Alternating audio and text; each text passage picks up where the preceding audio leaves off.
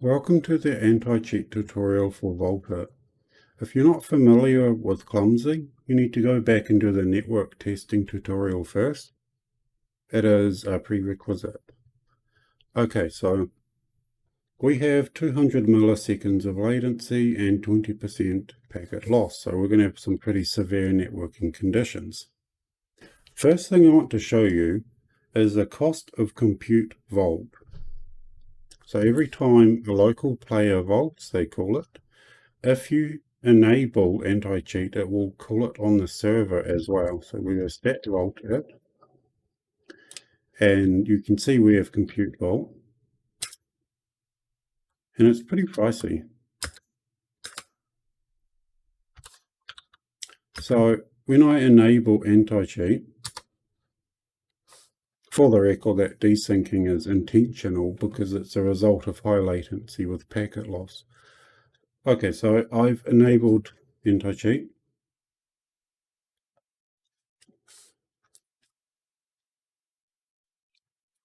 So it's that VaultIt.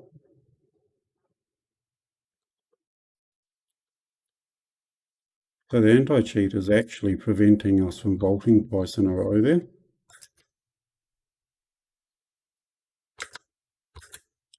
So now compute vault just had a much higher cost than we've seen before, twice in a row. And that's because it's getting called both on the server and the client. The reason why it was a bit low before is because it's actually timing out with the amount of latency we have. So if I just close them down and I play in the viewport, and we can actually watch this log. It will tell us why it desynced and by how much. Oh, sorry, why the anti-cheat triggered and by how much. So it didn't trigger then, but it did desync heavily. Okay, that time the anti-cheat triggered. With a location difference of 280, and our threshold is 10. So this is where the balancing act comes in. Do we want a player who is spiking between 400 to 600 latency with packet loss to be able to consistently vault? No, probably not. So let's do something a little more reasonable. 1% packet loss, and we'll drop his latency. So it'll still be high latency. 112 latency is reasonably high. So now I can run around and I'm not having any issue vaulting.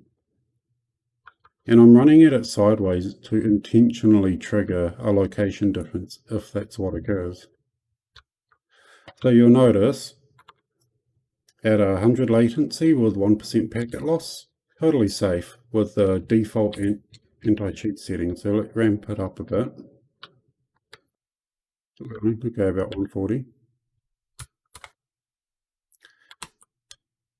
So the question is, what latency do you want to support?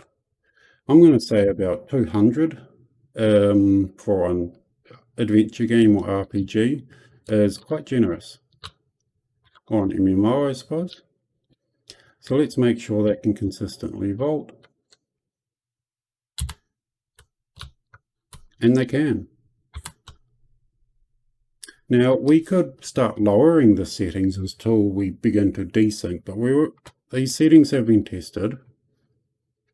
And on the topic of the settings, the only thing that's desynced us is a location error threshold.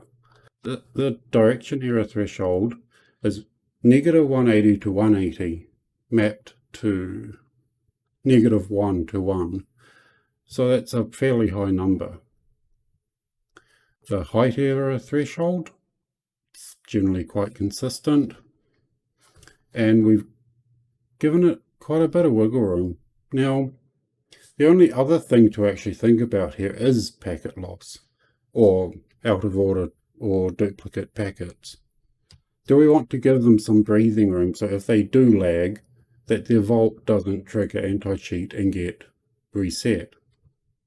think that's a pretty good idea if it's an adventure game. But if it's a low latency shooter like Battlefield, then this is probably a good number. For an RPG, maybe something a little higher, a little more forgiving would work. So that's anti-cheat in a nutshell. Don't use it if you can help it, but if you're making a competitive game, then you kind of need it. So there's also custom. And to use that, we need to make our own pawn vault component.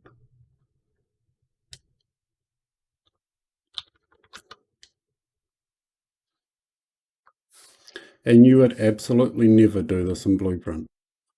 It's somewhere here. Compute custom anti-cheat. Okay.